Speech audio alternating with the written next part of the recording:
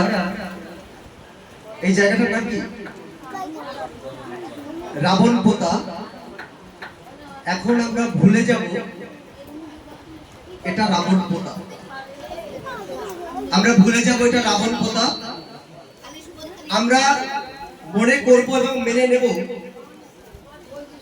এটা আমাদের ওরাকান্দি শ্রীধাম। সবাই মিলে একবার নেবে বাবা হরিচাঁদ গুরুচাঁদের নাম।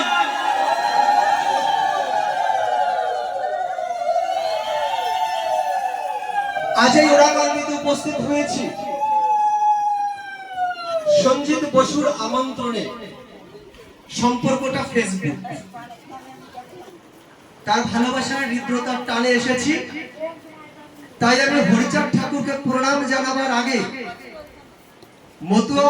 মতুয়াবাদে যারা বিশ্বাসী আছেন, হরিচাঁদ ঠাকুরের কৃপায় এই পতিত জাতি যারা আছে কলম ধরতে শিখেছেন, মতুয়াবাদে বিশ্বাসী হয়েছেন, সবার শ্রীপাদ পদ্মে ভক্তিপূর্ণ প্রণাম রাখছি।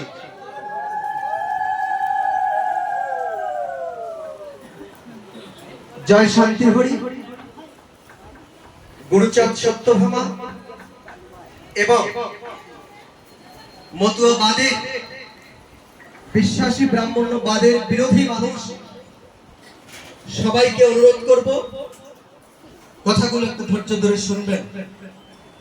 আমি কথা বলি বাংলায়, আপনারা বাংলায় কথা বলেন।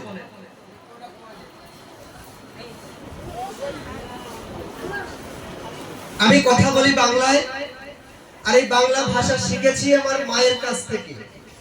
আমার মা আমাকে বাংলা ভাষায় শিখিয়েছে। আমার প্রিয় ভাষা বাংলা। আর আমাদের বাংলায় একটাই মাত্র ধর্ম, বাংলায় একটাই ধর্ম আছে। সেই ধর্মটার নাম কি বলতে পারবেন? কি ধর্ম? একটা ধর্ম, সেই ধর্মের নাম কি? সনাতন না। সনাতন ধর্ম বাংলায় সৃষ্টি হয়নি। কোন ধর্ম? শুদ্ধ সনাতন ধর্ম, মতুয়া ধর্ম। তার মানে আমাদের বাংলার ধর্ম কি? মতুয়া ধর্ম। আর বাংলায় রচিত একখানি গ্রন্থ, সেই গ্রন্থের নাম কি? আমি সেই শ্রী শ্রী হরিলীলামৃত মানি, যে ধর্মগ্রন্থ আমার মায়ের ভাষায় তৈরি হয়েছে, যে ধর্মগ্রন্থ আমার জাতির কথা বলেছে, আমার মুক্তির কথা বলেছে। অন্য কোন ধর্মগ্রন্থ আমি মানি না। আমি মানি তারকেশ্বরের শ্রী শ্রী হরিলীলামৃত। আর এই লীলামৃতকে যারা অপমান করছেন, অবজ্ঞা করছেন, আমি যতটা তার লীলামৃতকে ভালোবাসি, আর যে আপনি ঘৃণা করছেন তাকে আমি ঠিক ততটাই ঘৃণা করি। আপনারা জানেন আজকে লীলামৃত নিয়ে বিকৃত নিকৃষ্টতম কথা বলেছেন। সেদিন এই দাদাবাবু ছিলেন, আমরা ধানতলায় ডেপুটেশন দেওয়ার সময় বিভিন্ন ধরনের ডেপুটেশন দিচ্ছি। আগামী দিন তাহিরপুরে হবে শনিবার। আমাদের আন্দোলন একটাই, যে আমার হরিচাঁদ ঠাকুরকে যদি কেউ কিছু বলে আমরা তাকে ছেড়ে দেবো। কাজীপাড়ে আমাদের মতুয়ার দল যাচ্ছে, সেই দলে মায়েদের শাড়ি ছিঁড়ে ফেলেছিল। আমরা আন্দোলন করেছিলাম, অ্যারেস্ট করেছিলাম। সৌরভ চক্রবর্তী বাজে কথা বলেছিল, হয়েছে। এটাও আমি মনে করি নোমর ঘরে জন্ম নিয়ে, নোমর ঘরে জন্ম নিয়ে, হ্যাঁ ঠিক শুনছেন, নোমর ঘরে জন্ম নিয়ে যদি কেউ হরি গুরুচাঁদের নিন্দা করে, আমি তার জন্ম সম্পর্কে সন্দেহ করি।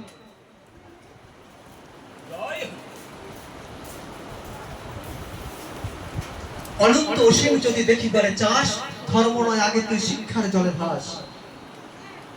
আগে শিক্ষানো ঘরে হও ধনবান, আচরণে সৎ হও ঠাকুর ভগবান। বলুন তো, এত সুন্দর কথা অমৃত সুধা যে আমাদেরকে দিয়েছে, আর সেই মানুষটাকে যদি কেউ নিন্দা করে, আপনি কি ঘরে বসে থাকতে পারবেন? মুসলিম ধর্ম যদি আপনার মানতে হয়, যদি এখানে কেউ মুসলমান থাকে বা মাইকের শব্দ শুনতে পায়, সে জানে তার প্রিয় হচ্ছে হযরত নবী, হযরত মুহাম্মদ সাল্লাল্লাহু আলাইহি সাল্লাম। তার পবিত্র ধর্মগ্রন্থ কোরআন, যে মানে হাদিস, তারপর সে একজন মুসলমান। আর যে হিন্দু, একজন হিন্দু হবে। হরিচাঁদ ঠাকুর কি বেদ মানতেন?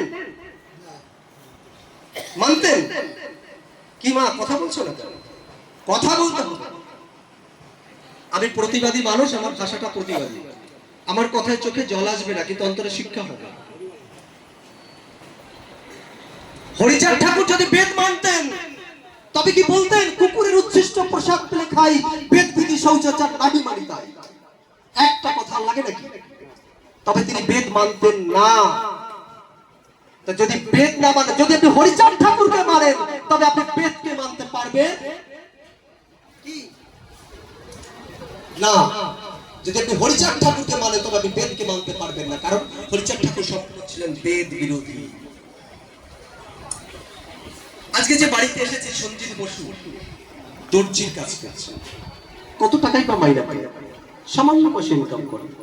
সেই ইনকামের মধ্যে দিয়ে এত বড় একটা প্রেমের বাজার বসেছে। সেই বাজারে আপনারা যারা এসেছেন, তিনি তো এখন সাধু মানুষ। সাধু মানুষ না হলে কি প্রেমের বাজার বসাতে পারে?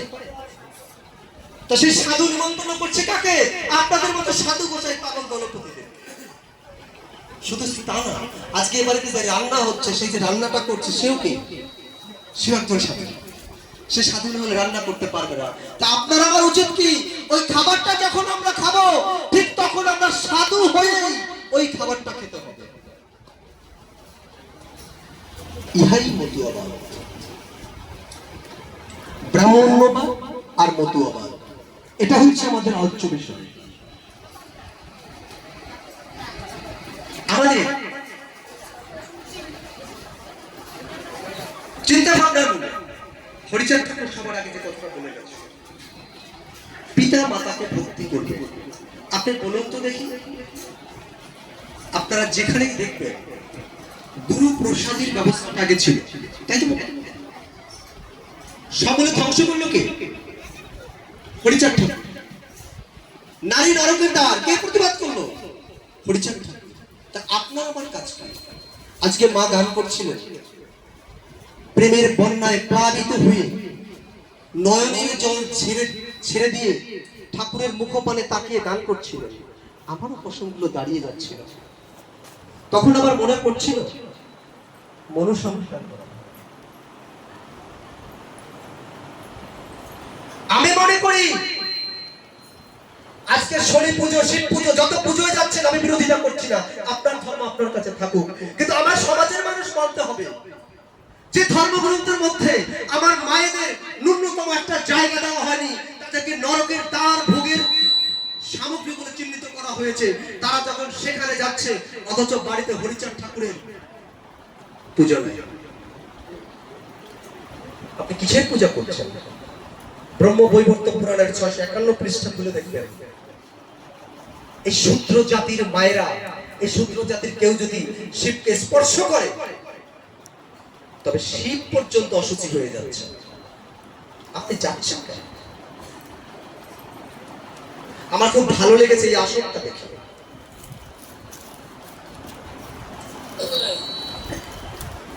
আমি কেন নিন্দা করছি না, আমি শুধু আলোচনাটা করছি কি হচ্ছে কি হচ্ছে কি করে দেখি। আজকে হরিচাঁদ ঠাকুর না আসলে কি আমি এভাবে কথা বলতে পারতাম? পারতাম না। পকেট পেকে দিতে পারতাম, গাড়ি চালিয়ে ঘুরতে পারতাম? নেংটি করে মাঠে কাজ করতে হতো আর ব্রাহ্মণের পা চাটতে হতো, ওদের পা ধোয়ানো জল খেতে হতো। লজ্জা লাগে না? মহাপ্রভু শ্রী চৈতন্য দেবকে তার জ্বর হয়েছে, ব্রাহ্মণরা বিধান দিয়েছেন এই জ্বর অন্য কিছুতে সারবে না, তুমি ব্রাহ্মণের পা ধোয়ানো জল খাও, তবে তোমার এই জ্বর সেরে যাবে। মহাপ্রভু আন্দোলন করতে চেয়েছিলেন কিন্তু করতে পারেননি।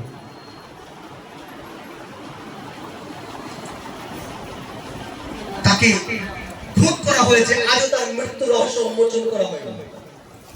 মহাপ্রভুর প্রামাণ্য গ্রন্থ 5খানা, কবি জয়ানন্দের খানা অধুনা লুপ্ত। এই 5খানা প্রামাণ্য গ্রন্থ পড়তে গিয়ে আমিও চমকে যাই, মাথা ঘুরে পড়ে। কারণ একটা গ্রন্থের সঙ্গে আরেকটা ধর্মগ্রন্থের মৃত্যু রহস্যের কোনো মিল নাই। ব্যাপারটা কি দেখো, মহাপ্রভু মারা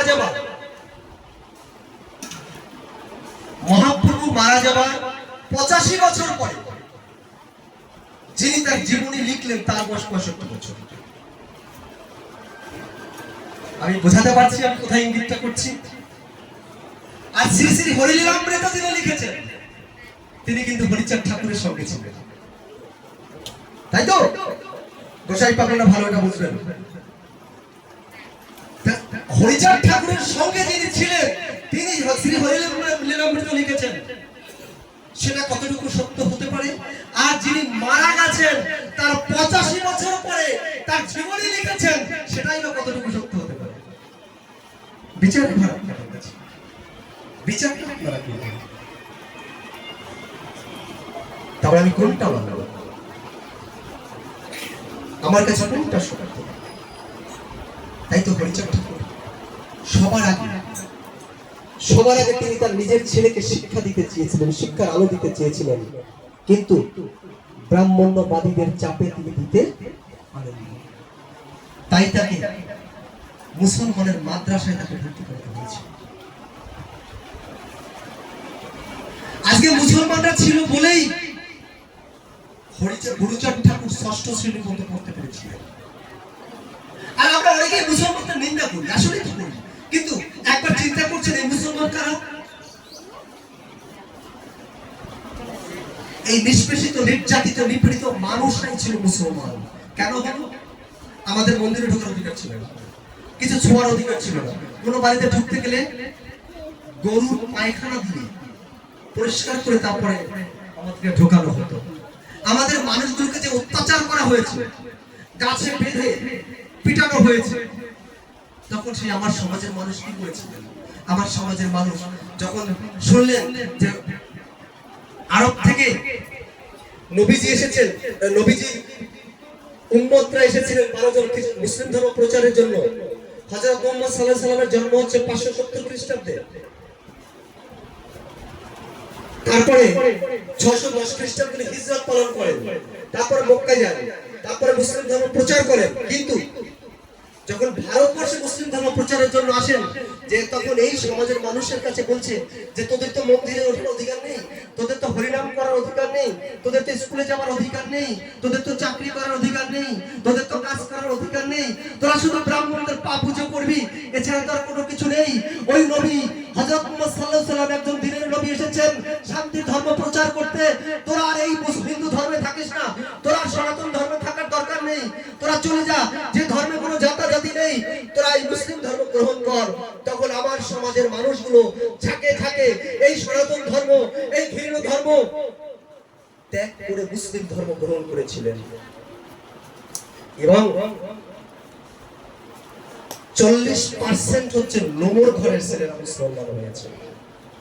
হয়েছিল কার জন্য? কার জন্য হয়েছিল? ব্রাহ্মণ্যবাদের জন্য। আমরা ব্রাহ্মণকে নিন্দা করছি না, আমরা নিন্দা করি ব্রাহ্মণ্যবাদের। এই ব্রাহ্মণ্যবাদের জন্য আজও আমাদের সমাজকে সঠিক জায়গায় পৌঁছতে দেওয়া হয়নি। আপনি এখনই দেখেন কোন ব্রাহ্মণ আসবে, আপনি তাকে প্রণাম করবেন, সে আপনাকে প্রণাম করবে। কি বাবা করে? আর বন্ধুরা কি করে? আপনি প্রণাম করবেন, আপনার ছোট হোক বড় হোক, সে উঠে আবার আপনাকে একটা প্রণাম করবে।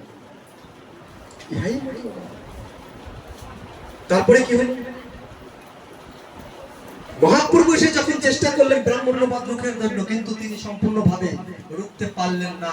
আমার একটা ভিডিও নিয়ে খুব ঝামেলা হয়েছিল, আমি সেখানে বলেছিলাম যে মহাপ্রভু শ্রী চৈতন্যদেব তিনি যতই হরিদাসকে নিয়ে মেশেন, তবু তিনি কখনো শূদ্রের বাড়িতে ভাত খেতেন না। আপনি শ্রী শ্রী চরিত্রামৃত যদি আনেন, আমি আপনাকে দেখিয়ে দিতে পারবো। কোন শূদ্রের বাড়িতে ভাত খেতেন না, তার বাড়িতে চাল খেতেন না। আচ্ছা, আমার একটা প্রশ্ন, মহাপ্রভুর সঙ্গে হরিদাস সঙ্গে সঙ্গে তো থাকতেন। পুরীর মন্দিরে গেলেন, পুরীর মন্দিরে গিয়ে মহাপ্রভু মন্দিরের ভিতরে প্রবেশ করছেন, ওদের চারবার প্রদক্ষিণ করেন, পিছনে তাকিয়ে থাকে হরিদাস। হরিদাস যখন কোথায় খুঁজতে খুঁজতে গিয়ে দেখে ওই রাস্তার পাশে দাঁড়িয়ে আছে। মহাপ্রভু হরিদাসের কাছে মন্দিরে ঢুকলে না কেন? বলছে প্রভু, আমি তো ছোট জাত, আমি ছোট জাত, আমার ওই মন্দিরে ঢোকার অধিকার নেই, তাই আমি ওই মন্দিরে যাইনি। ঠিক আছে, আমি তোকে এখান থেকে মহাপ্রভুর দর্শন করাচ্ছি। মহাপ্রভু মানে মহাপ্রভু সে জগন্নাথকে দর্শন করাচ্ছে। মহাপ্রভু শক্তি বলে হরিদাস ওখানে বসে জগন্নাথকে দর্শন করছে। এটা তো আছে, কিন্তু আমার প্রশ্ন এরপরে, আমার প্রশ্ন এই জায়গাটায় যে মহাপ্রভু যদি জাতপাতের উঠতে হবে, তখন মহাপ্রভু কেন বললেন না এই হরিদাস তুইও মানুষ আমিও মানুষ, চল আমরা একত্রে গিয়ে জগন্নাথের কাছে চলে যাই? বলেননি। তাই তো হরিচাঁদ ঠাকুর এসে বলেছেন যে কি তোরা ছোট না, তোরা সবাই একত্রে থাকবি, তোরা প্রতিদিন হরির নামে কীর্তন করবি, সবাই মিলে আলিঙ্গন করবি, সবাই মিলে হরিবল হরিবল করবি।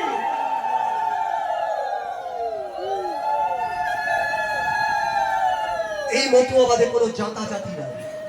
আপনি ভাবতে পারেন, আমাকে যখন সঞ্জিত দা আমন্ত্রণ জানালেন, আমি 14 তারিখ থেকে টানা চলছে, একদিনও ফাঁকা। আমি বললাম আমি যাব, কিন্তু আমি যদি অন্য কেউ হতাম আমি কি বলতাম, ফোনের নিমন্ত্রণ আমি গ্রহণ করবো না। তাই তো এটা করতে পারলাম কিসের জন্য? কারণ উনি যে মালাটা গলায় বহন করে, আমিও মালাটা সেই মালাটাই বহন করি। তো ওনার সঙ্গে আমার সম্পর্কটা কি? এইটা সম্পর্ক। আমার মনে হয় সময় হয়ে গেছে, তো আমি আর বেশি কিছু বলবো না, 10 মিনিট সময় হয়ে গেছে।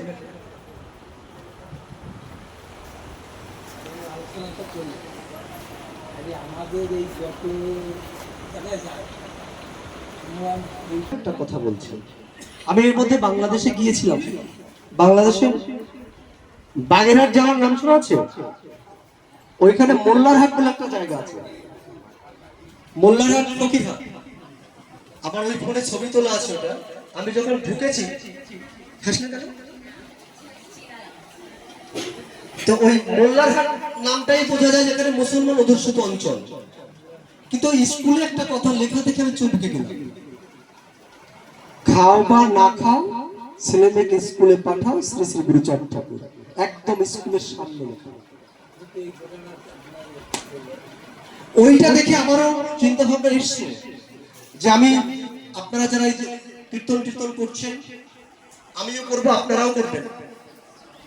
আমরা বিভিন্ন স্কুলের যে প্রাচীর, ওই প্রাচীরের গায়ে আমরা ঠাকুরের কিছু বাণী লিখব।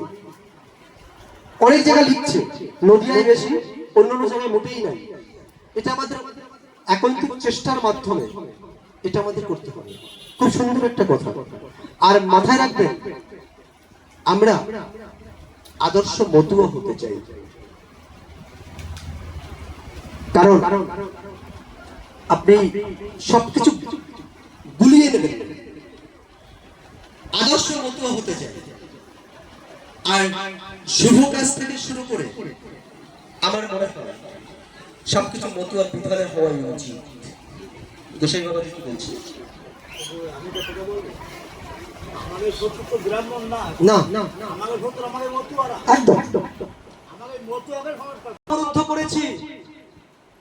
শুধু তাই নয়,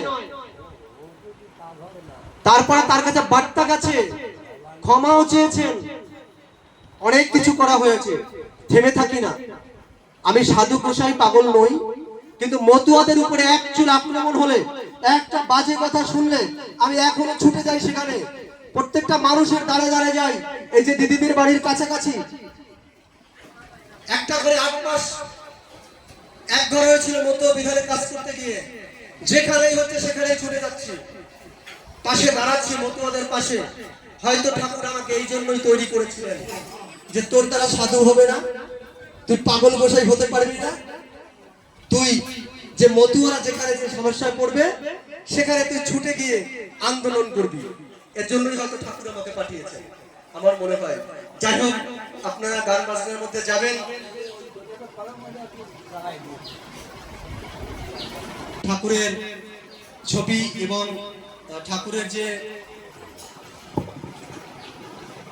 জয় হরি বল।